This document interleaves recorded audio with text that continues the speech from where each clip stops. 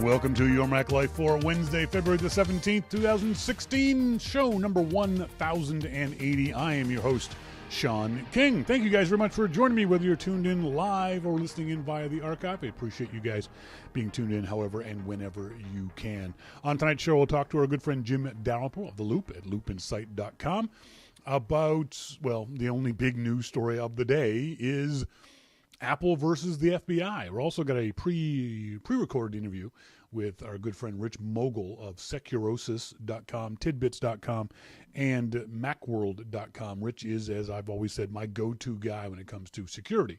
Anytime any security issues come up, I listen to Rich. He's a great writer, takes really complicated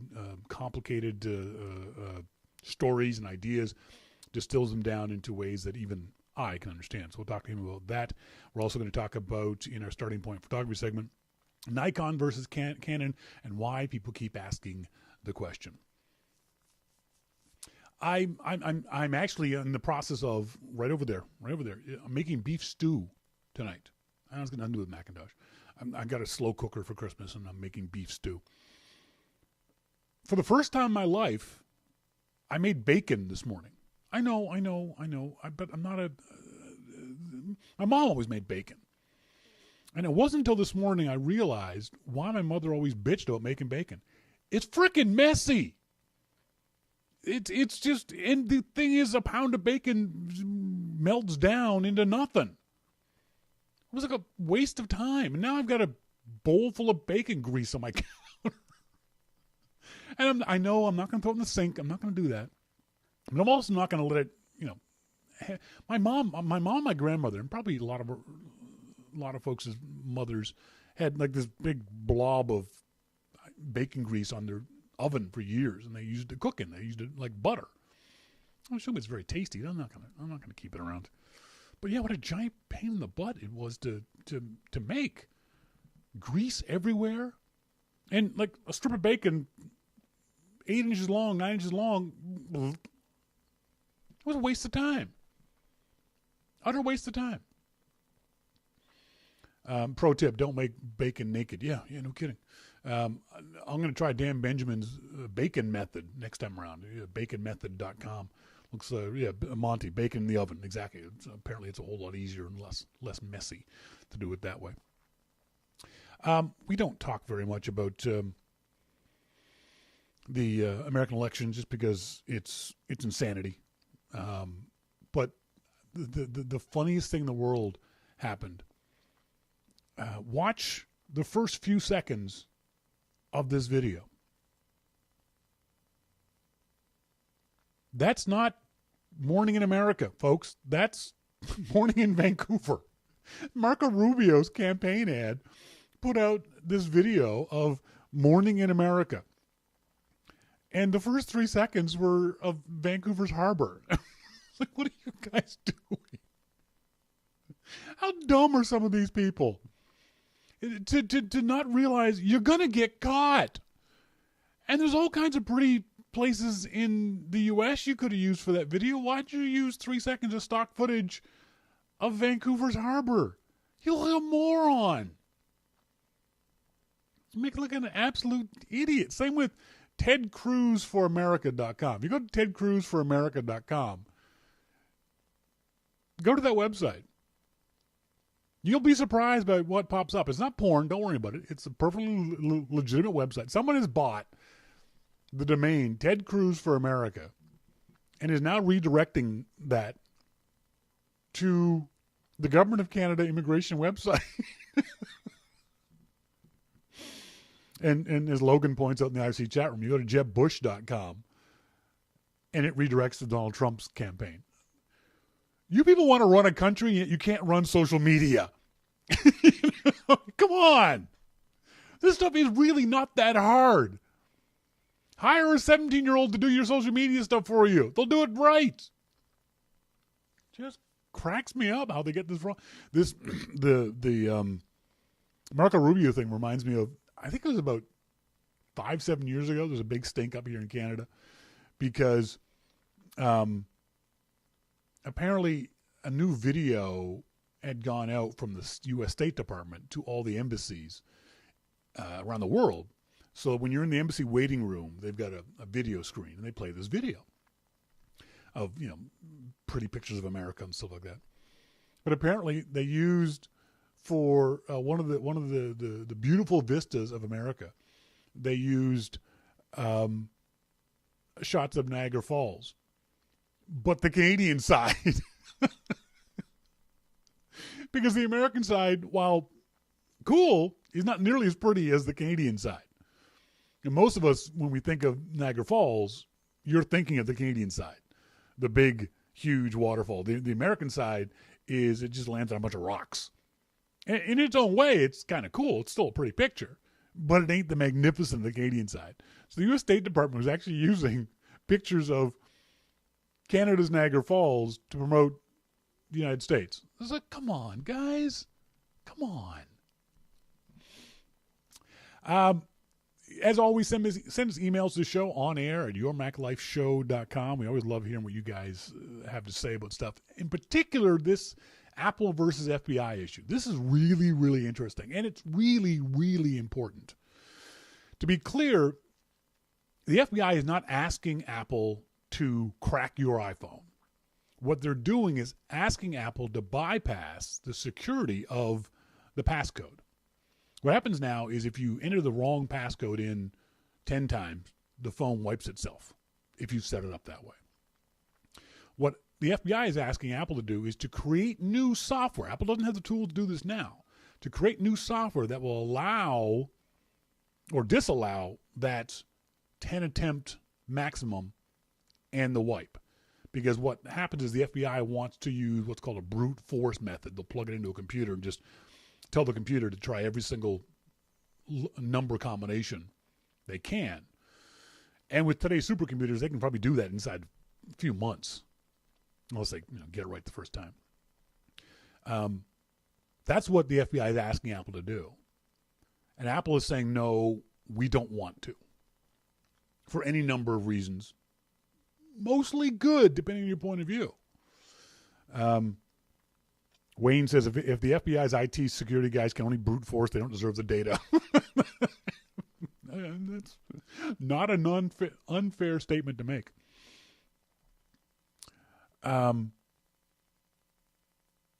So the issue is, from Apple's point of view, remember, Apple's been talking about this for a long time, at least 2 years. Apple's been talking about how they want to protect your personal information, your privacy, your data. They don't want your data.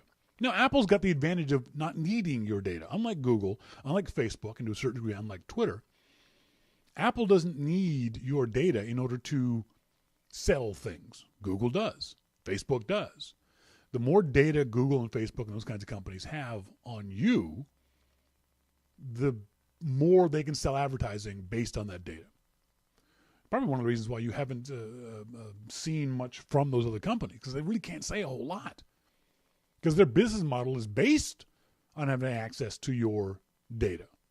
Not necessarily your privacy, but certainly access to your data. So Apple has the advantage of this not hurting them very much. This is a stance that helps them business-wise. But I don't believe that this is only a business decision on Apple's part. You'll hear later in the pre-recorded interview I did with Rich Mogull, I don't even think this is a tertiary reason for Apple doing this. Apple believes this is the right thing to do. They don't want your data. They don't need your data. They don't want to have your data. They don't want anything to do with your data. And they're making a principled stand on protecting you from outsiders who want your data for whatever reason, whether it be bad guys or good guys, depending on your point of view.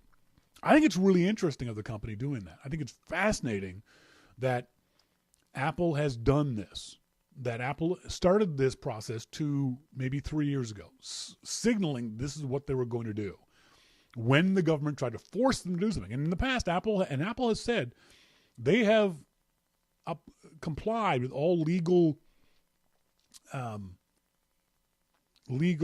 documents and orders to turn over other pieces of information. They're saying they're not going to do it this time because it's onerous. They have to create. They can't use the tools they have now. Apple's going to have to send out X number of people to create what someone cleverly called the FBI OS. Now, the FBI says we only want it for this one phone. We don't need it for every phone. But as everyone's pointing out, everyone has pointed out, as Rich Mogull points out, this is just the beginning. Because this will snowball. There is no way that the government would do this for just one phone. There is no way that this would happen for just one instance. This would happen again and again and again. Arcsign says, Shawn, if Apple creates a software-hardware combo to break into one phone, it gets used against all phones by anyone. Government agencies, including the FBI, constantly leak secrets to criminals and foreign unfriendly governments. Whether they leak it intentionally or by accident. Yeah, we've seen that. We've seen the government lose all kinds of data. Now, the logic would be, the argument would be that, okay, the government would just give Apple the phone, and Apple would do it like in secret, and then give the government the data they want. No, that's not the way it works. What the government wants is for Apple to give them the software. The government then bypasses the security codes and finds out the information they want on the phone. It would not stop with one phone. Nobody in their right mind, no sane, reasonable person thinks that this would be the first and only time the government would do this. The problem is the government has an understandable desire and need for this. If not in general, certainly in one particular case. The government believes that on that phone is information that links the San Bernardino shooters to possibly other people. And that's what they want to find out. They want to find out, did the San Bernardino shooters communicate to other people? That's what they want to find out. And that's a laudable goal. And I have no problem with that being their goal. Because we want to find out if there are other people involved in that horrific massacre. And punish those people. No problem with that whatsoever. That's not the issue. Don't get distracted by that being the issue. It's not the issue. It's the excuse the government's using. We'll talk more about that later on. Again, I'll be interviewing Rich Mogull. Rich Siegel, Barebones Software, completely different guy. Rich Mogull from Securosis.com, Tidbits.com, and Macworld.com, who always writes really well about security stuff. He's got a great article up on Macworld.com. I linked to it on loopinsight.com earlier today. And I want to hear your thoughts. I want to hear, no matter what side you're on this, send me emails to onair@yourmaclifeshow.com. We'll talk more about that later on. Also, we're going to talk about Canon versus Nikon, why people keep asking the question. But up next, we're going to talk to our good friend Jim Dalrymple of The Loop at loopinsight.com. This is Your Mac Life.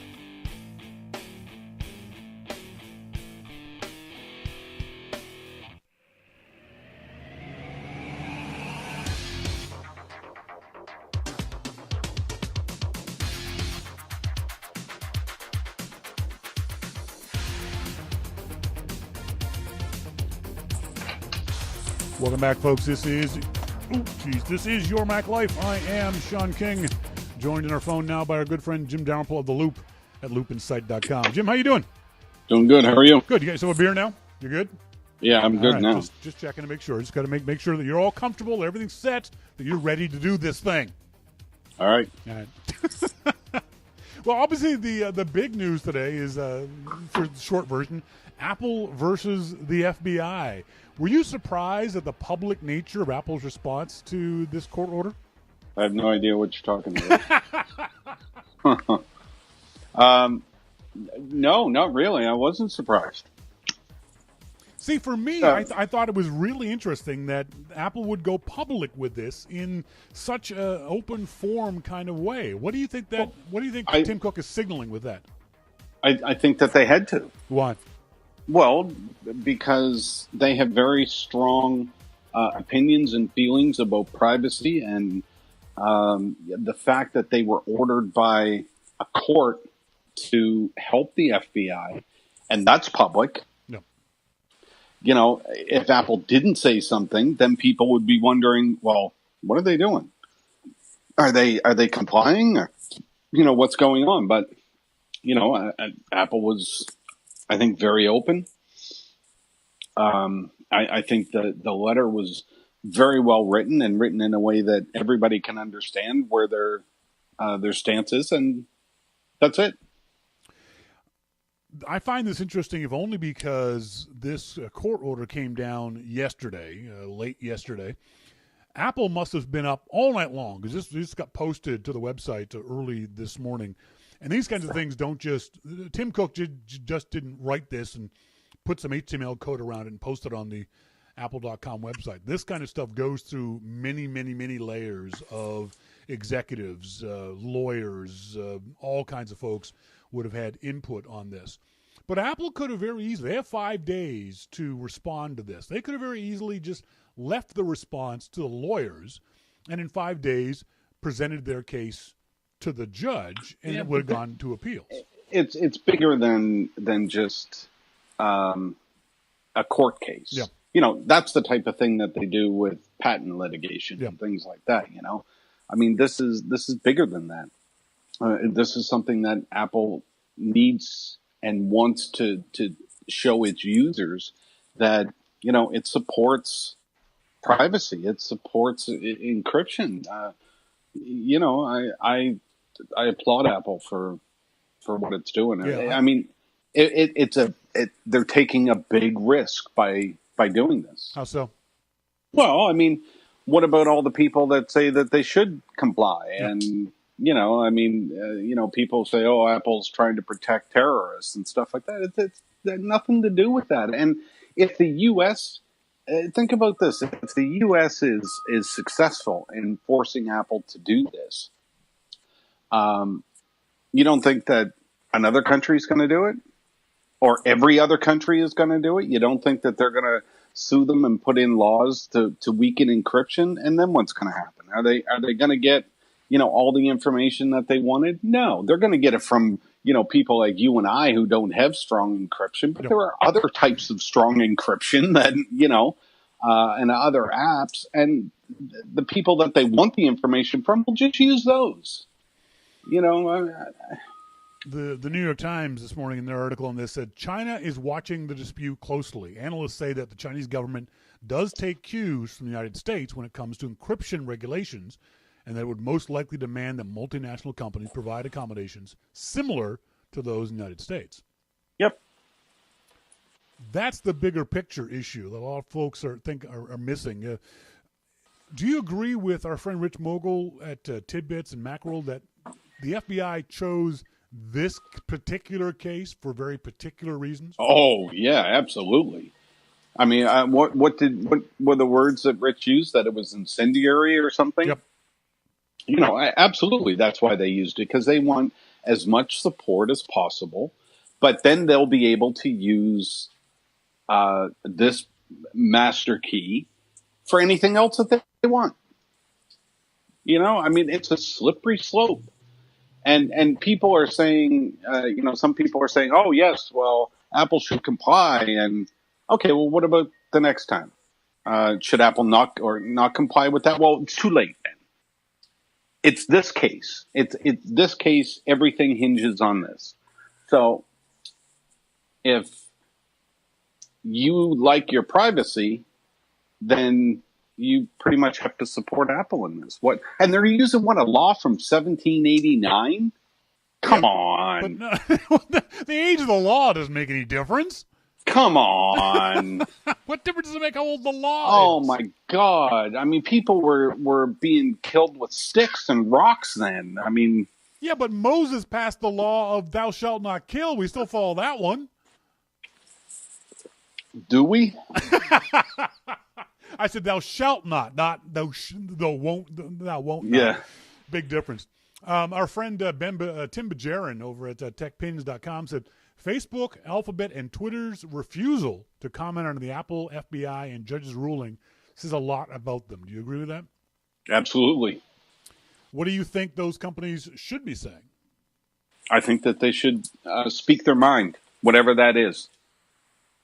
If they believe that that a user's privacy is not important and that they should, Apple should comply with the ruling, then they should come out and say that. Arkstein says in the IRC chat room, Shawn, electronic policing is the most un-American attack on freedom that exists. There is no public safety work that depends on electronic discoveries. Its only use is constant surveillance on the public. There you go. I don't think enough people really are grasping this. I think that and that's exactly what the FBI is counting on. Exactly. Yan Dawson said the biggest problem with Apple's FBI case is that it's about the least sympathetic case you could find for protecting privacy and security. Yeah, absolutely. And that's exactly why they're using it. Yep. And once they get it, then it's too late. Yep. So you have to put the whole bit about, the terrorists, and I know that that's difficult, and especially for the people that were involved. Yep. But put that aside, and just think of it as a case. Is this something that we want going forward? Because if the FBI wins, it's over. Your phone is basically open. But so by saying that, you're saying that you don't agree with or don't believe the FBI when they say no, we just want this for this one phone, this one particular egregious case. They're lying through their ass. But it's the government, it's the FBI. They wouldn't lie to us. No, they wouldn't lie to us. No, I mean, because then the next case that comes along, I'll tell you what will happen right now. I'll tell you what will happen. If they win, they're gonna decrypt this, and they're gonna find a little something, and then they're gonna say that because of that, they were able to stop an attack and see how wonderful it is, Yep. And then it's gonna be leaked. It's gonna get out in the wild. And once it gets out in the wild, then the FBI is going to say, "Oh, I'm sorry, we had a leak, and it got out. We don't know how it happened," and then it's out there, and then they're done. That's it. What's your response to those folks who will say, "Well, I have nothing to hide. I have no problem with this"? Well, it's not about you having anything to hide. I don't have anything to hide, but do I want the FBI to? Do I want the government to be able to tell a company that it has to open a back door to its encryption? Yep. No, I don't. So does that mean that all of the secured FBI phones that, we can just go hack those too? Yep. Yes, it does. Yeah, absolutely. I think it's part of the issue is that the media doesn't do a very good job of explaining the big picture of this. The media is focusing on the specifics, the San Bernardino shooters. And that immediately sets off a hot button for us of, oh my God, Apple's protecting terrorists. Yeah. And that's not the issue. That's what the FBI wants the issue to be, because like you said, and like Rich Mogull says, the FBI wants to set a precedent. They want to be able to say, hey, this happened in the past, therefore it can happen in the future. Right. And they're doing their best, and they are doing a great job of trying to scare people. You say they're doing a great job. Have you seen any indications that this is working? I haven't seen any of the local news reports to see how Well, the no, news is reporting it. I just mean that, they're hinging everything on this case, and that's a great strategy. Is there a danger this blows up in Apple's face? How? That they fight this case, and that a judge, eventually this will get to the Supreme Court, and the Supreme Court says, no, you're wrong, Apple, you must do this for the FBI. Well, I don't know what will happen then. That to me is the scary end game of this. That means that that Apple's reason for doing this has been dismissed by the U.S. government, by the Supreme Court of the United States. And what does Apple do then? That's the thing that's interesting for me. And I know, we both know that Apple's figured that out already. They've already talked about what happens if we get pushed into this corner. Right. I got to believe that what happens is Apple then says, all right, fine, in OS whatever, we're going to change it all up again and make the courts go through this fight every single time. And then I can see Apple doing this for every single point release of the operating system, depending on how much Apple wants to push back on this. Well, that's certainly an option. I mean, they can. There's a lot of things that they can do. I think they should just pick up stakes and move to Ireland. Not a bad country, lovely place, lovely people, good beer. Yep. The other issue is, I find it interesting about this, is Apple's been talking about this now for quite a while. This is not a new issue from Apple's point of view. They've been saying this for a good 2, maybe 3 years. Apple could very easily have thrown their hands up in this case and said, all right, sorry, folks, we tried the best we could to fight the government on this, but they finally backed us so far into a corner, we can't do anything about it. We're going to do this. Apple chose not to do that. Apple chose to continue to stand and do this fight. And seemingly all alone are they doing this fight. Why do you think Apple keeps fighting this? I think there can only be one reason. And I think knowing that there could be some backlash and they're still doing it, they believe in what they're doing. And that can be the only reason. Do you have wind chimes?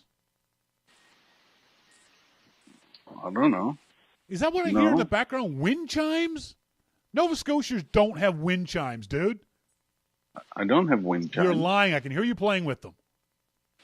I'm not playing with wind chimes, asshole. Jeez. Do you think? I think that's the only reason. Do you think this is potentially economically dangerous for Apple, that they can be seen as being against the government, against the FBI, on the side of terrorists? That this could be then portrayed as, hey, don't buy those iPhones from those terrorist lovers. Buy this Android phone from us good, God-fearing Americans. Well, maybe. Who knows? If that's the way that they want to present it, and they want to, outwardly recommend something else, then they can do that, I guess. Wayne in the IRC chat room, who's also from Halifax, says, not up on American law. Ultimately, does Apple even have a choice? Yeah, Wayne, what Apple will do is appeal this judgment, and then that appeal will get appealed by whoever wins it. This will get appealed all the way to the Supreme Court. But once the Supreme Court says you must do this, then Apple has no choice. That could be 5 years from now. Exactly. And so don't worry about this right now. Apple's going to fight this. And if they choose to, they can drag it out for – it's not getting to the Supreme Court for at least 6 months. At the very least 6 months. So Apple doesn't have to worry about it until then. And you're right. It could end up being years before this case shows up. But if the Supreme Court says you must do this, then yes, Apple will do this. But I believe they'll make a big stink about it. I think Apple will continue to stand on this principle and continue to stand up for not only what they think is right, but what they think is right for their customers. I really got to, rightly or wrongly, admire Apple for taking a stand when other companies are not, and to a certain degree cannot take a stand. We talked about Google and Facebook. Google and Facebook could not do this because those companies rely on having access to your data. They rely on having access to your information and your the data you put out on the internet. So they really couldn't even do this, even if they wanted to. They couldn't as companies. Apple's in a very unique position here. I think they recognize that uniqueness, and they're fighting for a principle that they believe in strongly. And good for them. Yep, I agree. Whether you agree with them or not, I like the fact that they're standing up for something. Yep. Reginald Braithwaite on Twitter wrote, "This is the most important letter Apple has ever written." Do you agree with that? Yeah, it could be. Yeah. I mean, this isn't Apple going against Flash. Yep. And an Adobe technology that's outdated and doesn't work. This is Apple going against the U.S. government on privacy rights and encryption of for its customers. I mean, this is huge. This is huge and going to continue to be huge for quite some time. This is just the opening salvo in this kind of story. This is just the first 24 hours of this. This is not going to go away for a very long time. But I think it's going to be very interesting to see how people continue to react to this. And it'll die down for a while, when it's not in course. Yep. And people will forget about it, and then it'll rear up again. So, it's going to be one of those things. It's going to be around for a while. Did you see the story, I think last week sometime, about the new Tesla or the new software for Tesla where this has this summon feature? Have you read about this? Now, I think I saw it on The Loop too. When you first read about this, do you think it was a good idea or a bad idea? Oh, it's kind of like the Lone Ranger going for trigger, right? Just give a whistle and then there it is. It's there. Do you think? I think this is a stupid, awful idea. Well, because it's going to be dangerous. You can't have the car just sort of driving around by itself out of your garage. What if your garage door isn't open, for crying out loud? Well, then it won't go. Well, are you sure? Well, I mean, it's got sensors all over it. Jeez. But ironically enough, Tesla has already had to update their summon feature after Consumer Reports flagged safety flaw. Well, duh. Yeah. Well, that's. I mean, when you look at these auto driving things and stuff like, I mean, I love to drive. Yep. So. And if I ever did get a car, it says, to keep your hands on the wheel. Well, then what's the sense of auto drive? Yep. If I get a car that auto drives, I'm sitting in the back seat. I'm turning that sucker on and I'm crawling in the back seat. And if it crashes, then it crashes. For those folks who are unclear, to use the summon feature, a driver presses a button on the key fob to get the car moving, albeit at a very low speed. To stop, the driver presses the button again. However, if the key was dropped or the iPhone app accidentally closed or the driver pushed the wrong button, the car will continue to move on its own. Yep. But then the folks at Tesla respond to Consumer Reports saying the Consumer Reports surfaced valid concerns that we already built fixes for. What I don't understand is why you didn't see this coming to begin with. Clearly they did. Well, no. They released the feature. Then Consumer Reports said, no, this is bad. So they went, oh, okay, we're sorry, we'll fix it. This is the same company that released the software for one of the models of Tesla that allowed the car to drive by itself. And then Tesla, after people posted YouTube videos of them being in the back seat, Tesla went, oh, okay, hang on, let's just fix the software. I'm very worried that Tesla doesn't see these things as problems ahead of time, that the folks at Tesla who are writing the software can't see into the future and don't understand the stupidity of human beings, where they would go, oh, yeah, we shouldn't make this be a feature. It's not just Tesla. I mean, oh, absolutely. It's all of them. Looking at what Tesla built, it's very sophisticated. Oh, absolutely. It really is. Yeah. I mean, I have a lot of respect for what they built. Yep. But if you look at, I mean, Mercedes has a self-driving car. They've been working on one for a decade. Yep. Google's and, all of this stuff. I don't know. I mean, if it were me and I was going to get a self-driving car, I would probably get a Mercedes, because if I am in the back seat and I'm going to crash, I want to be safe. Yeah, or a Volvo for that matter. Or a Volvo. Yeah. The thing that concerns me is that a lot of these cars are becoming more and more software dependent for their operation, not for monitoring fuel injection and those kinds of things, but for the actual movement of the vehicle. And we all know software is buggy. Not can be buggy. Software is buggy. So if software is driving the car and you hit one of these bugs, what happens? I don't think there's been enough discussion about these kinds of issues from these companies and from the technology community about them. Is, hey, if something goes wrong, I want the car to stop immediately, not continue. Well, I mean,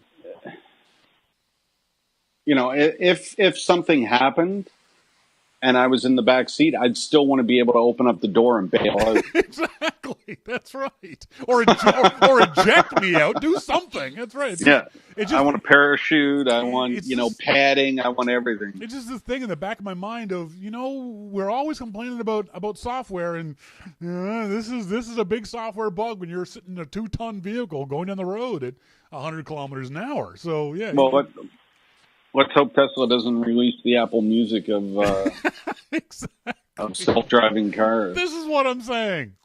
Speaking of stupidity, I cannot believe this is another example of where I wish I was ruler of the world, or at least CEO of Apple. Apple officially acknowledges iPhone bricking 1970 date bug, says upcoming software update will fix. So Apple has to take X number of people off whatever they're working on to go recode the iPhone's OS to fix this bug. This is not a bug. This is a bunch of asshats doing stupid shit on their phone. Yeah, I never would have found that, I'll tell you that. No, and why? And the thing that kills me is every story talks about how suddenly the Apple Genius bars are full up with these people who brick their phone and want the Apple Genius to help them. Now, the only way to find out about this bug is if you read about it. And if you read about it, you would have read, it's going to brick your phone. Right. Don't do it. So I think those people should have to go buy a new phone. Exactly. This is where I want to be the ruler of Apple, where I can say, okay, I'm sorry, I'm taking your phone away from you. Here's a free Samsung phone. Get out of my store. Not once. When I read that, not once did I think, should I do that? That's right. Not for a second. No, never crossed my mind. Not even a little bit. I should do that. I should give that a try. Yeah. No. What the hell is wrong with your brain that makes you think, you know what? I read this will brick my phone. I don't believe them. I'm going to try it myself. I'm going to give it a... See, that's when you call your friend and say, hey, switch your date to this and see what happens. Exactly. Yeah, it did brick your phone. Wow. Okay. That's great. I'm glad I didn't. That's right. Now, that I can understand. You know what? Hey, if you set your phone back, you call your buddy up, you're an idiot high school kid, call your buddy up and say, hey, I just found this bug in the iPhone that if you set your date back to this time, it'll bring you porn. And your idiot buddy's going to do that. Yeah. That I would understand. Everybody in your high school will have a bricked phone. Exactly. Now, see, that I would do. I will be honest and say, if I was in high school and had an iPhone, yeah, that I would do. Yeah. And laugh my ass off. But I'm sorry. Yeah, I would. If you come into the Apple store and say, I bricked my phone doing this thing, no, they should be able to take your phone away from you and make you buy a new phone. Yeah. I think that's the only way. We've got to stop coddling morons. Right. I agree. There's got to be more of a penalty for being stupid. I'm with you. You're not going to get any argument here. Right. I mean, no argument. We were talking earlier on the show about, did you see that if you go to the URL tedcruzforamerica.com, have you seen this? If you go to tedcruzforamerica.com, which sounds like a perfectly legitimate political website, it brings you to the Government of Canada immigration website.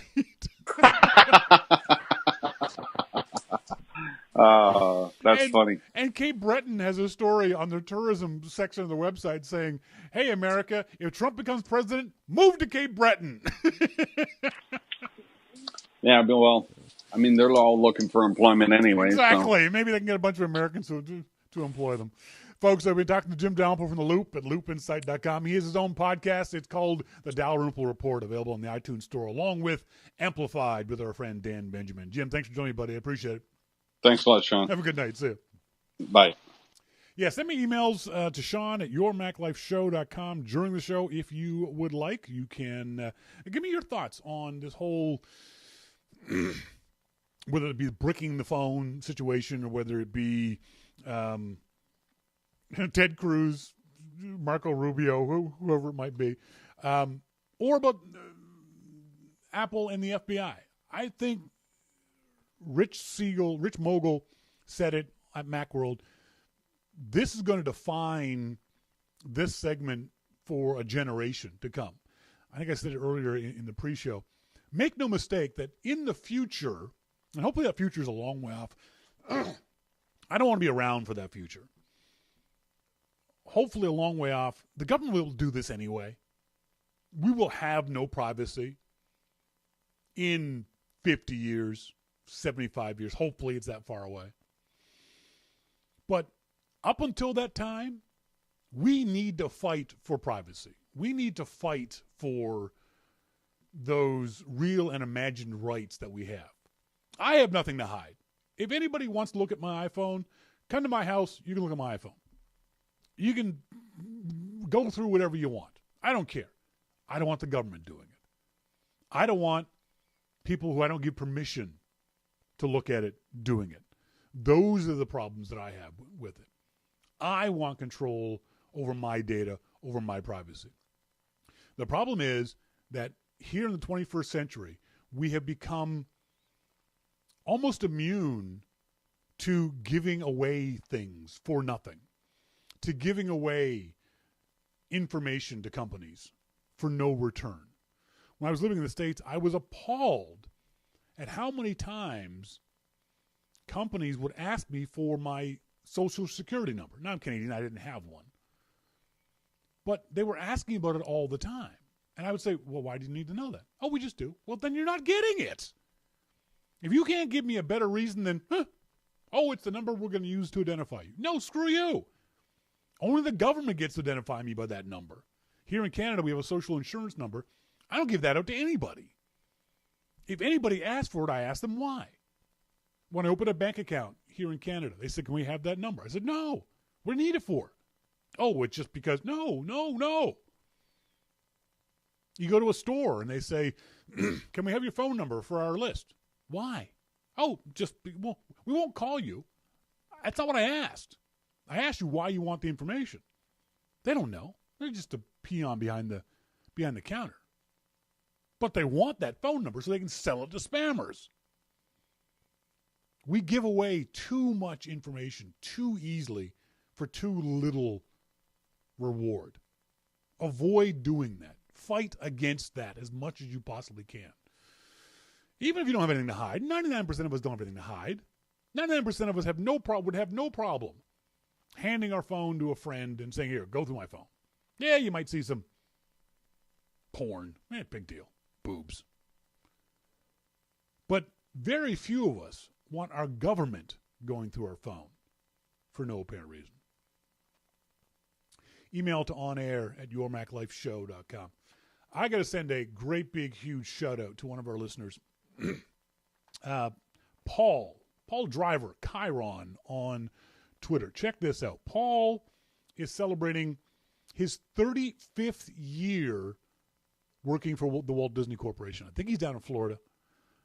Here's a close-up of the statue Disney gave me, recognizing 35 magical years with the Walt Disney Corporation. Isn't that kind of cool? Disney gave him, for his, the equivalent of his 35-year pin, I'll assume it's brass statue of Pinocchio. I don't know how big that is. And Paul also says that I believe my 30th that I got Jiminy Cricket That's kind of cool. I think that's really kind of neat. Congratulations to Chiron for 35 years at one company. That's just mind-boggling to me. Because I ain't never held a job for more than a couple of years in my life. I got fired from every job I ever had. So being at one place for 35 years? My friend Vito up in Prince George is the same thing. He didn't get a cool statue like that. But he's working on 30, I think at least 30 years at his company. I find that just mind-boggling. Very, very cool that these guys can stay at one gig for all that time. Going to take a quick musical break. I'm going to set it up so we can listen to Rich Mogull from Securosis.com talking about this FBI issue. So stick around.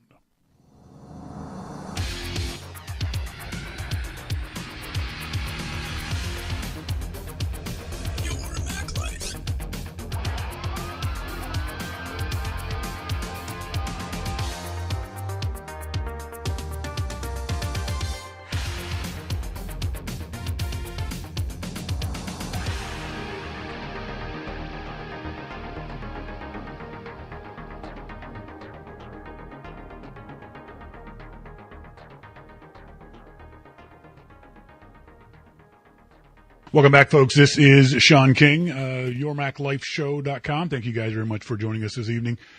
Apple opened up a giant can of worms, maybe the FBI did, earlier today, and we're having my go-to security guy, Rich Mogull from Securosis.com and security editor for Tidbits.com on the phone with me now. Rich, how you doing? I'm doing great. Thanks, Shawn. You've been writing about this kind of stuff for a long time. This is your gig. This is your beat. I love writing your stuff reading your stuff because you write my stuff. No. I don't have a big enough brain to write your stuff. But the thing I love about your writing style is that you take some of these really complicated issues regarding security and privacy, both in enterprise and personal, and really not dumb them down, but make them understandable to the rest of us. So whenever something like this happens, folks, I always check Rich's writings over at tidbits.com or at macworld.com, wherever he might be posting things. Follow him on Twitter at rmogull, 2 L's, Mogull on Twitter. I guess the first question, you've been writing around the edges of this for a while because Tim Cook has been very clear for a long time that this is Apple's stance on privacy and security. So with that said, is this really a big deal, or is this where we're going to go anyway? Yeah, I mean, to be honest, I've been writing about this since before I even used Apple products. We've seen cases going back to, I used to be a Gartner analyst, and there were situations there where law enforcement was requiring, or other nations were requiring, hardware and software vendors to open up their devices and their software for government monitoring. Classic example, BlackBerry was forced by the government of India in order to,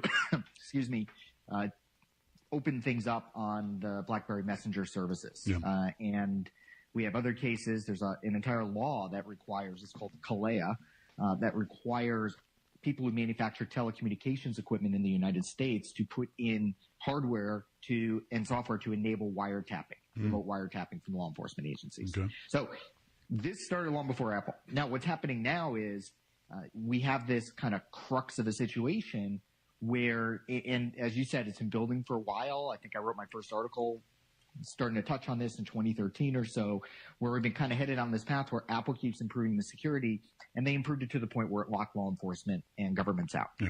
And that's what's caused this situation to hit now. To be clear for folks who are wondering about this only affects basically those iPhones that don't have Touch ID, correct? That's incorrect. Correct. That's it. Okay, good. This is why I talk to you. Yeah. So it looks like, and I don't know the exact technical details of it, but we're pretty sure that it can affect even newer devices with security. Okay. All right. I wanted to make sure of that. Our friend Jan Dawson wrote something really interesting about this when he said that it's a shame that it had to be this case. This is the case of the terrorist in San Bernardino, and the FBI is looking for data on the company phone of one of the terrorists. Give us a little bit of background of what's going on here. What is the FBI looking for? Well, let's be clear. I think that I have very little doubt that it's not a shame that it was this case. I believe the FBI deliberately chose this case. Interesting. Okay. And the reason is it's a very prominent terrorism case. They have not had one of those before where this situation came up. They very desperately want the legal precedent to access our devices. Yes. That they have not had previously. And they've been clear about that too, haven't they? They've been saying that for at least the last year. This is something they've been for a long time. FBI Director James Comey, I think in 2014 were the first public statements about going dark in this issue. He's a clear campaign, both among politicians and the public. At the same time, the former director, General Michael Hayden of the NSA, came out against the FBI. Not when he was in office, but after office. He said, he came out and said consumers should have strong encryption, that the ultimate good is better than weakening this for consumers. So I have actually very little doubt that this was engineered, this particular situation, at this point in time. Now, what we have happened is one of the San Bernardino killers, murderers, there had a work-related device that is an iPhone 5C, iOS 8 or 9, passcode protected. Yes. And the FBI, instead of just breaking into it themselves, they may even have the ability to do this, wants to have the courts require Apple to do this. Yeah. So again, it's an engineered situation because what they're now doing is chipping away at the stance that Apple can't get into the devices by purposely having them create new software to give access. Apple complied with warrant and subpoena requests. They were fully legal, using whatever techniques that they had available to help get onto the devices, which until iOS 8, they could do that in a pretty straightforward way. Then they made the decision to lock themselves out of the device, and now the FBI is saying, nope, we want you to open up a door back in. Now, what's interesting is they're just requesting for this one device, this point in time, and that's what all the court order covers. Very specific, the device ID, and everything is included in that. I think anybody listening knows once this happens that capability is known, the legal precedent is set. Every other law enforcement agency out there is going to require it, and then other governments will require it. And eventually they're going to go ahead and require, you know what, instead of sending it to you, Apple, why don't you just give us a back door and we can save everybody a little time. Yeah, this is the beginning of a slippery slope, not only for Apple and the FBI, but for the U.S. government and foreign governments themselves. Yeah. I mean, it's chilling when you think about it in terms of the fact that the FBI believes we don't have a right to private communications and we don't have a right to private places to keep our data. I mean, that's really what this comes down to. And once that happens here, it's going to happen everywhere. And we've seen this abused before in other situations when vendors have complied and opened up those floodgates. It's not just a matter of it's no big deal. Apple should create this software, give it to the FBI one time and never use it again, delete the code. It's not that easy, is it? No, this fundamentally is about establishing legal precedents. That's it. Because that's how it works. Because once you do it once, and that's been proven to be legal. So Apple has to fight this with everything they have. I almost regret being someone in the Apple community as this case is occurring. Why? Because I can be perceived as being biased. I mean, you know me. So we were talking before. We've known each other for a while. I write for Mac publications. I use, Apple equipment. And while I have been critical of them, I've also been supportive of a lot of the things that they've done. I get invited to the Apple events. I could be seen as being biased. But the truth is, my positions on this have been really consistent since long before Apple. Or long before I started using Apple, back when I was on BlackBerry and Microsoft days. And, take it or leave it if people believe me on that. But, this is huge. This is, fundamentally about our civil rights. And it is redefining, what does privacy mean in the digital age? The usual response to this is if you have nothing to hide, what's the big deal? Yeah, you know what? If I get a subpoena request, I got to turn over all of my stuff. Yeah. I don't have a choice. I can't go into details because I'm not authorized to talk about it, but I don't have a clearance or anything. I'm an EMT for the federal government when disasters hit. Mm-hmm. I'm an employee. I have had background investigations, all of that stuff. I have nothing to hide. I don't really care. They can have all of my stuff. Yeah. But I don't want them to take away my right to have that level of privacy and that, I think the reason it's hitting now and, law enforcement has had a long history of, extraordinary powers to be able to compel access to pretty much anything. You get the right subpoena or warrant, depending on the situation. They can listen to your phone calls. They can get into your safety deposit box. They can do whatever. They are used to something, and that is called lawful access. There's, long precedence around that. And the situation we're facing now is, for the long history of that, it's been because we haven't had the ability to build technologies that they couldn't get into in the first place. Yeah. Over the modern policing basically started, I think in the 17 or 1800s. If you actually look it up, something called Peel's Policing Principles. I linked to that in one of my pieces on this. It's really interesting stuff about how the police work at the consensus or under the consent of the citizens, and the difference between law enforcement and the military, which until that started over in Paris and in London way back when, 100, 200, 300 years ago, was the military was the law enforcement. So it's really some fascinating stuff about their rights and powers and what we give up in order to be safe. What's happening now is we actually have technologies they can't get through, and because of that, there's this debate on should those technologies be weakened to allow them access? Do we fundamentally have the right to protect ourselves or to limit what they can see? So it's not about – that's why the FBI chose one of the probably the worst terrorism case, domestic, that's clearly a terrorism case since 9/11, where the bad guys killed people. And, it was that and maybe the U.S. Army base shooting. Yeah. So they clearly picked this particular situation to fight this battle for maximum effect. And it really, and I know I'm almost blabbering on, normally I'm pretty concise, but I'm fired up because you know what? I believe I have the right to privacy, even though it's not directly written into the Constitution. And this is going to decide that.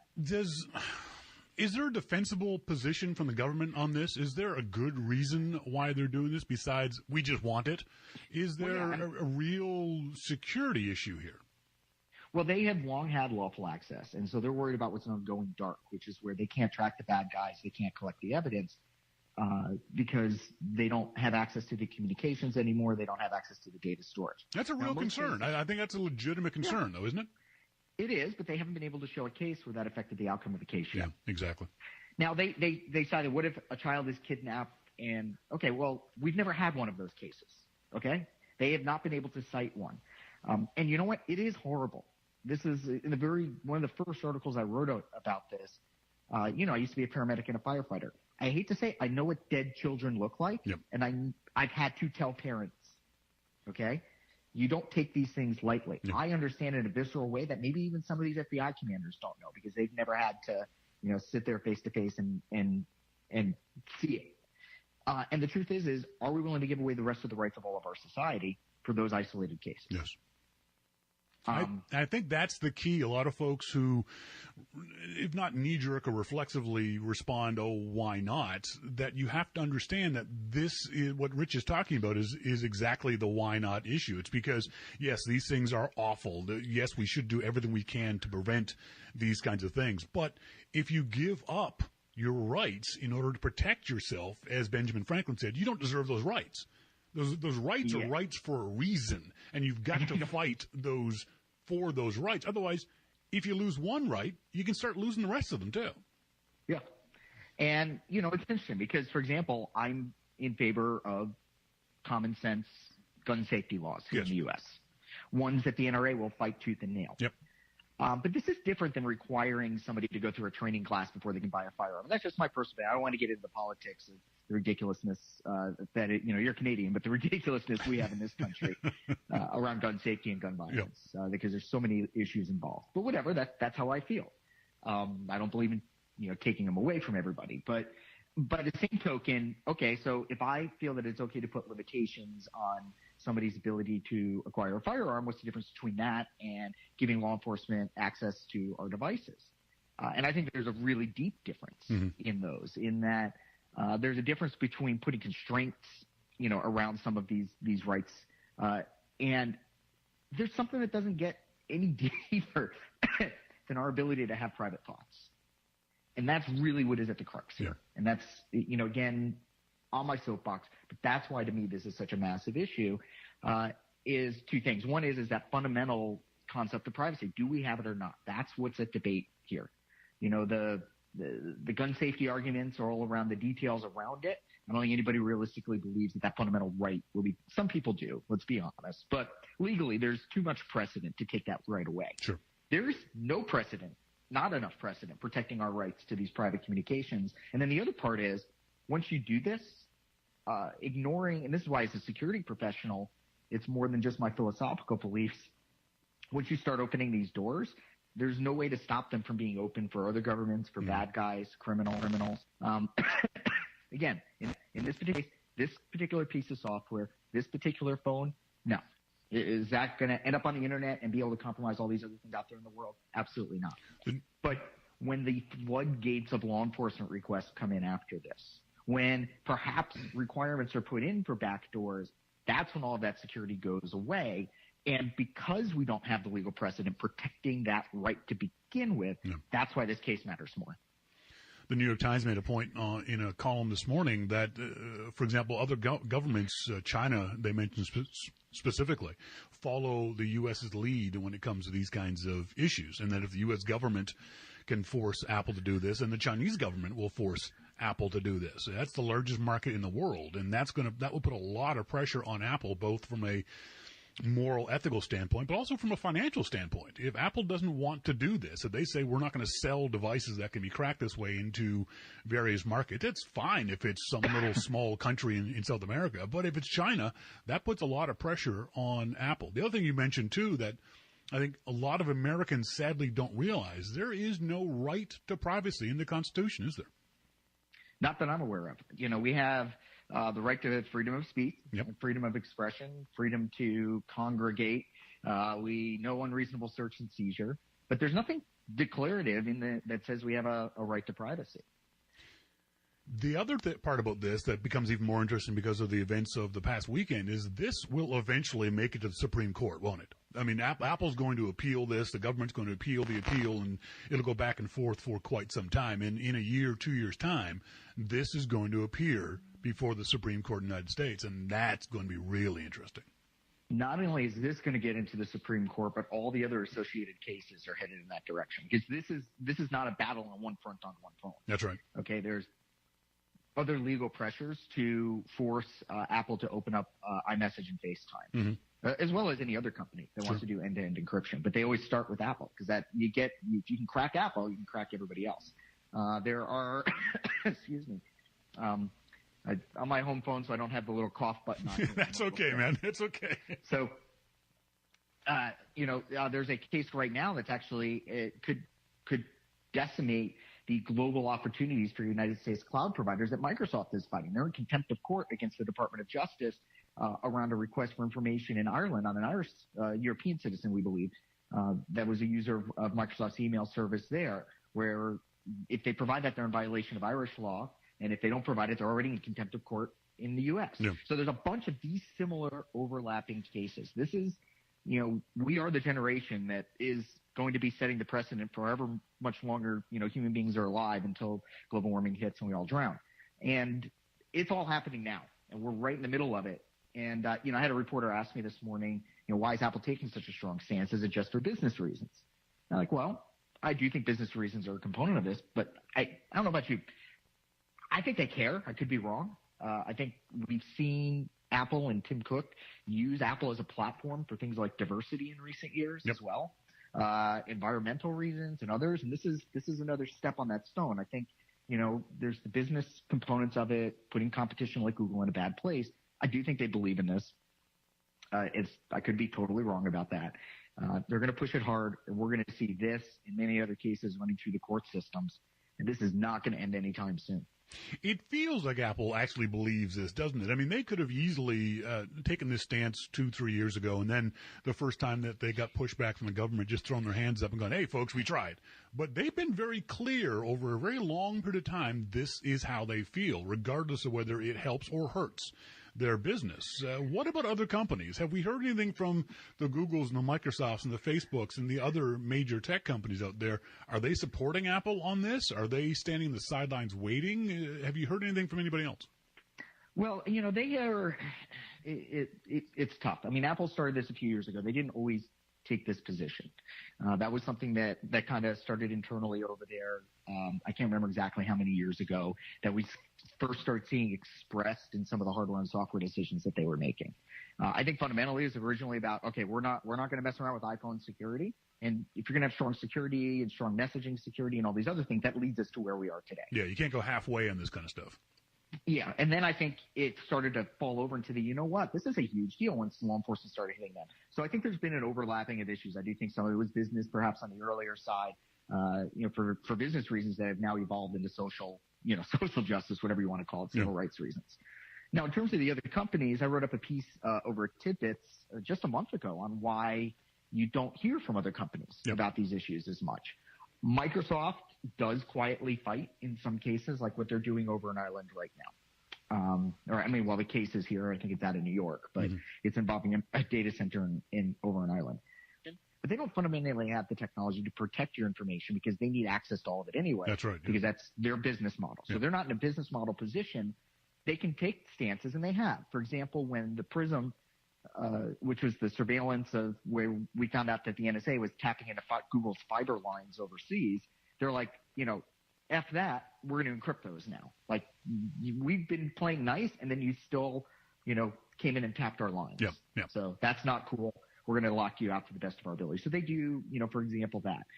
Facebook, I think, is probably one of the weakest positions around this as well, similar to kind of Google.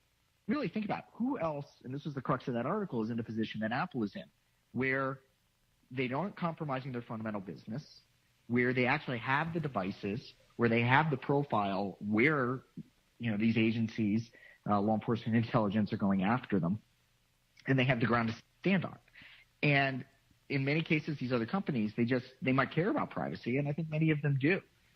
I know security and privacy people at every single company you mentioned. I know very high-level people at those companies. They fundamentally care, but they're just not in the position, like Apple, to do anything about it, not to the same degree. This fits in nicely with what Apple already wants to do.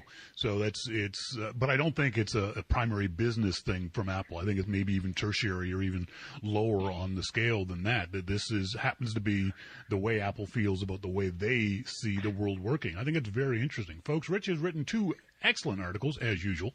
Over on tidbits.com, he mentioned his article, Why Apple Defends Encryption.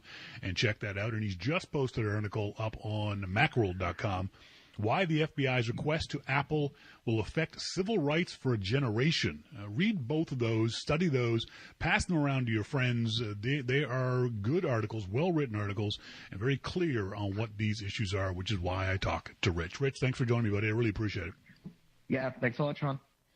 Welcome back, folks. Thanks very much to Rich Mogull for doing that interview with me earlier this afternoon. He couldn't do it live and couldn't get your questions in, so my apologies for that. But if you want to, he's great on Twitter, rmogull, Mogull on Twitter. You can also contact him via the Macworld website or via the tidbits.com website or his own website, securosis.com. If you have any other questions about him, he's great for answering these kinds of things when he has the time. In our starting point photography segment, there are 2 questions I hear the most from photographers, beginning photographers. One of them is, what camera should I buy? And the second is almost always followed up from the first question, should I buy Canon or Nikon? And one of the things I always tell folks or ask folks is, do you have any friends who are photographers? And they'll say yes. Do you have any friends who are photographers who are professional photographers? And if they say yes, I say buy the camera they have or buy the brand they have. Because then you can borrow lenses from them. That's the easiest way to do it. It's like back in the day we used to tell folks when they wanted to buy a new computer, what kind of computer does your smartest friend have? Buy that one. MacMan says Canon and Nikon is like asking Ford or Chevy. Exactly. Or Mac versus PC or iPhone versus Android, whatever it is you might want to do. They both take pictures. They both take good pictures. There's a reason why the vast majority of pro DSLR users use a Canon or a Nikon. In general, they're considered to be the best of the best. So if you're looking for a DSLR camera, you can't go wrong picking a Canon or a Nikon. But they're not the only choices. Pentax makes great DSLRs. The mirrorless cameras from companies like Sony and Fuji and Olympus and others make really good mirrorless cameras. For the most part, it talks to, or it speaks to that need we have of wanting to get the most money, most value for our money. But it's also part of wanting to be part of a group, that we don't want to be the weirdo picking the wrong thing. I tell folks in my photography class, don't worry about it. Pick the camera that is comfortable for you, that feels comfortable to you, like physically, you like the way it feels, that has buttons where you want buttons to be, that has the price point that you're willing to pay. And that being said, most cameras are going to fit that. A Canon versus a Nikon versus a Pentax versus a whatever. They all make good beginner cameras. They all make good beginner cameras at a decent price point, anywhere between $500 and $1,000. And they all take good pictures. There's no need as a beginner to worry about choosing the wrong camera. People worry about choosing the wrong camera because once you start getting into, once you start getting into it and maybe you get more serious, you start buying lenses, that's when the issue occurs. If you've got 2, 3, 4, 5 lenses from one manufacturer, when it comes to Canon and Nikon, those lenses don't fit on the other brand of camera. So if you did want to switch, you have to buy new lenses. I do know pros who will switch every time the best camera comes out. I know Canon guys who are now switching to the Nikon D5 because the new specs in the new Nikon D5 are the best specs ever. These are pros. They're going to use the best tools for the job. But they will switch those tools back and forth depending on who does better in whatever regard it might be. You'll always be able to find websites that say Canon shots, Canon cameras do better in this situation, Nikons do better in this situation. Yes, that's absolutely true. But overall, and keep in mind, the market has spoken for Canon. 60%, I think, about 60% of all DSLRs sold are Canons. 30% are Nikons, and the other 10% are a mix of other companies. That doesn't mean that Canons are better. The vast majority of phones sold are Android phones. The vast majority of computers sold are PC-based. So don't worry about it. Buy the camera that fits you, price point, feel, lenses. Maybe one camera manufacturer has a particular kind of lens that you like, a fisheye lens or whatever it might be. Buy that one. And if you're still deadlocked, seriously, buy the camera that your friend will loan you lenses for. I honestly mean that.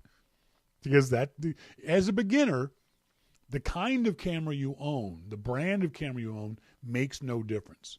As a beginner, what's important is to learn how to take better pictures, no matter what camera you have. I'm teaching a class tomorrow on how to take better pictures with the iPhone.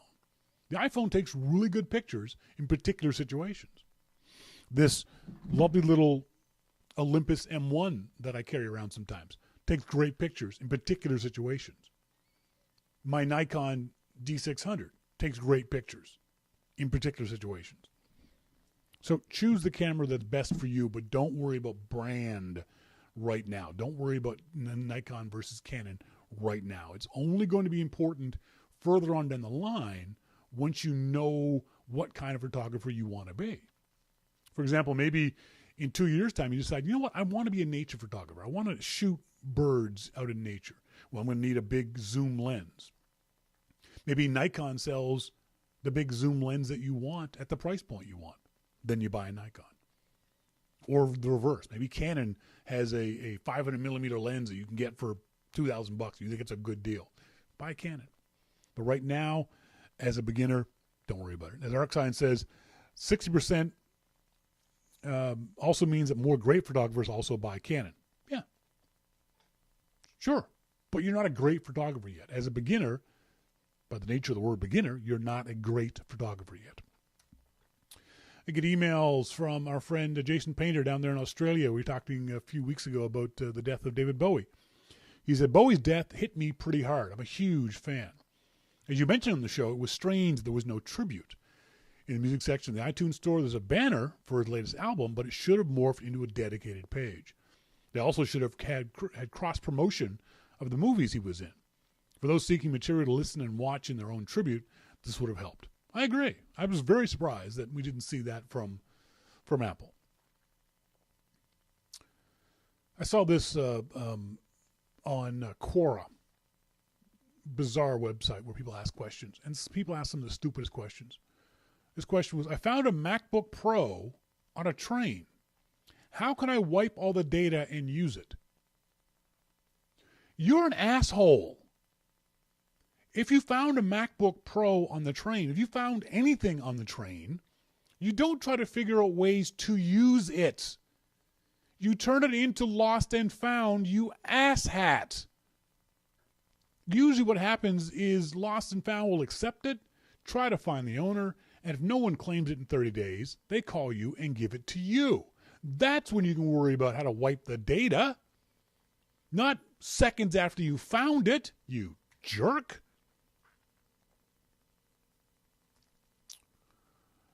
David Bridle, photographer and designer, davidbridlephotography.com. Tim Cook's photo. With Tim Cook's Twitter photo, I think instead of pulling down the photo, he should have replied, just checking out the Android camera app. Clearly no good. Thanks for all your tweets and replies. That'd be sneaky. But you know as well as I do, the EXIF data would have shown that it was an iPhone. Timothy Kane says, my worst experience with a camera was when I was on tour at Cape Canaveral. It was one of the rare times that two of the shuttles were sitting on their pads waiting to launch. Oh, God, that would have been so cool to see, too. It was a very cool sight, and they had these cowlings on them to protect the shuttle from the elements until some time before the respective liftoffs. I had taken many shots in that day, but this was in the day of film. I get back to my room thinking I had shot all the film. I opened the back of the camera, and lo and behold, I had loaded the film wrong. I had no shots of the day and was hugely disappointed. I was very particular to make sure I got cameras that took automatic loading of film from then on. After digital, that all became a moot point, thank goodness. There are so many positives to digital photography that negate any of the few, if any, positives to film shooting.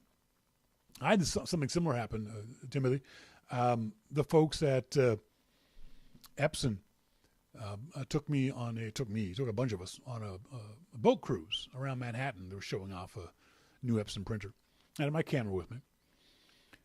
And the evening before, we had gone to some sort of gala from Epson. And the next day, we were going on this boat cruise. And we got, I don't know if it was legal how close we got to the Statue of Liberty. We got really, really close. Closer than I've ever been in my life. I took some great shots of looking up the Statue of Liberty. It was fantastic shots. Get back to the hotel that evening, looked at the photos. Because I had been shooting night shots before, my ISO had been cranked up to 3200, and all my daytime shots were ruined. Nothing but noise. Just garbage. Completely unusable.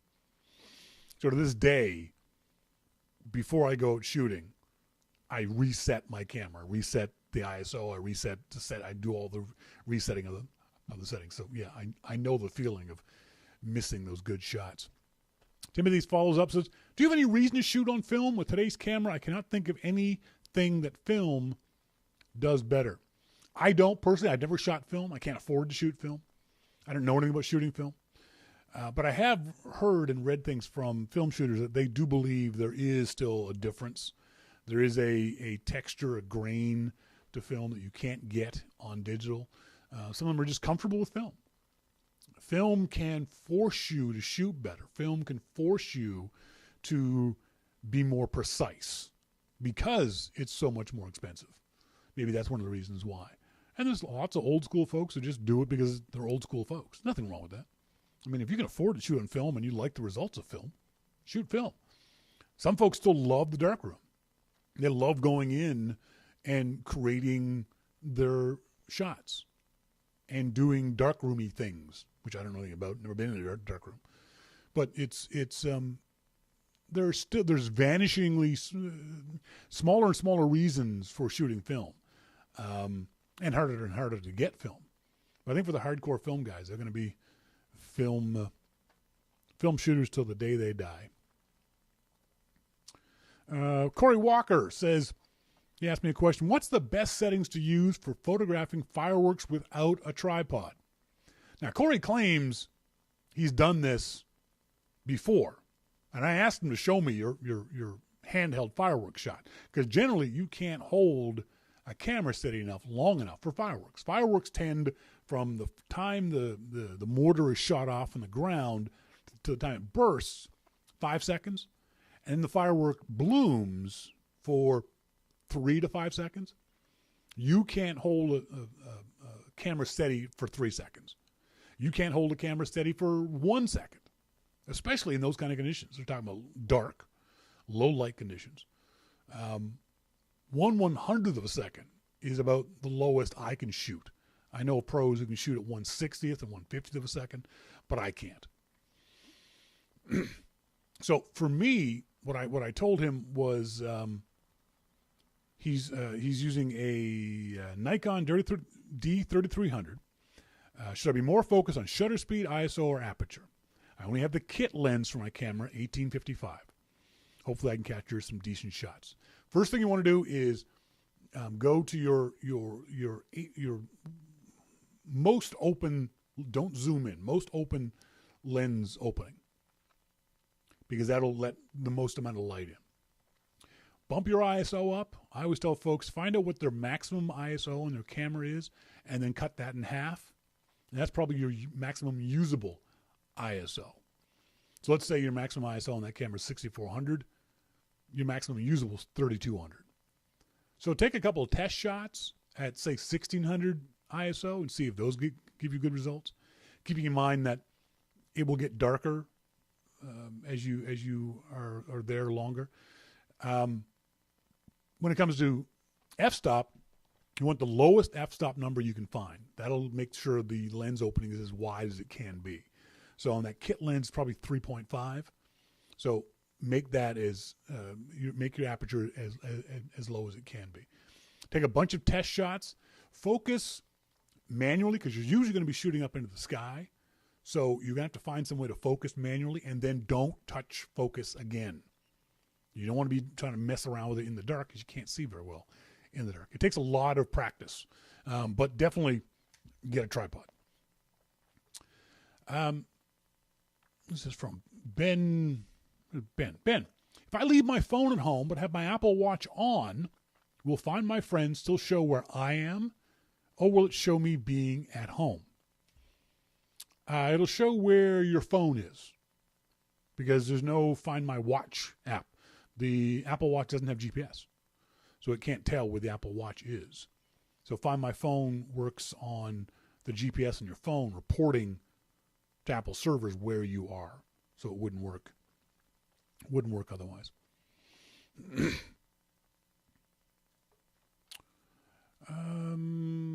See, I think it's it.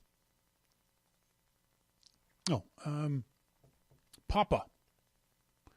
I received an alert that a Java update was available. When I clicked to download it, for the first time I saw this notification. Java 8 Update 73 is trying to install a new helper app. Type your password to allow this. I chose cancel instead. Good.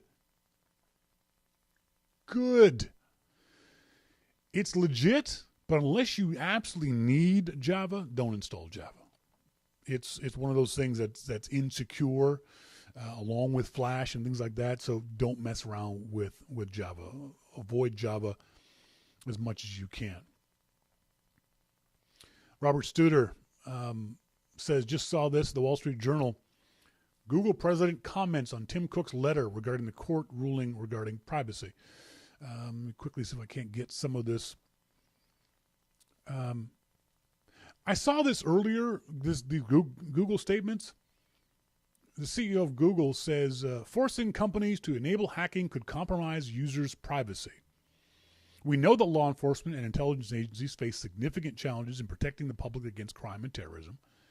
We build secure products to keep your information safe, and we give law enforcement access to data based on valid legal orders. This is a series of tweets from Sundar Pichai. But that's wholly different than requiring companies to enable hacking of customer devices and data. Could be a troubling precedent.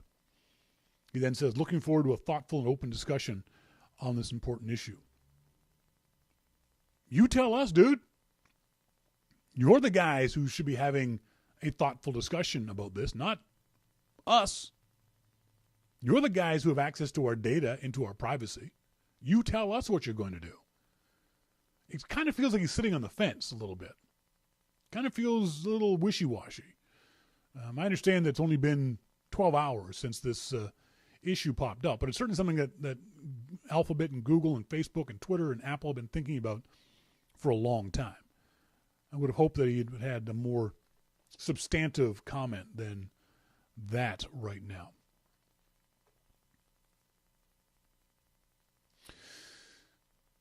I think it was the New York Times. Who said this? I'm a tiny bit worried about Tim Cook drawing such a stark line in the sand with this case. The PR optics could not possibly be worse for Apple. It's a case of domestic terrorism with a clear-cut bad guy and a warrant that no one could object to. And Apple is capable of fulfilling the request. This is from Ben Thompson over at Stratechery. And I see what he's saying, but I don't think Apple gives a rat's ass about the PR optics. They don't care. And by the way, that's why the FBI chose this case. Like we said earlier, the FBI is intentionally trying to back Apple into a corner by letting the media and other people portray Apple as protecting terrorists. That's not what this is about. If you get caught up in that detail, you're missing the bigger point. It's not what this story is about and going to be about. MacMan says if Apple fulfills that request, they just opened up a Pandora's box. Exactly. That's the issue. I'm surprised that Ben Thompson said that. The Verge says it's not about the single iPhone 5C, but whether Apple should be forced to weaken its encryption and allow law enforcement officials to gather the data they need on modern devices. But at the same time, keep all iPhone users secure and protected against malicious attackers. Now, most security professionals will tell you that's not possible. As Apple and others have said in the past, you can't have a back door only usable by the good guys. It's not possible. Someone else had an interesting comment. The Wall Street Journal says Tim Cook is playing a dangerous game of brinkmanship with the U.S. government.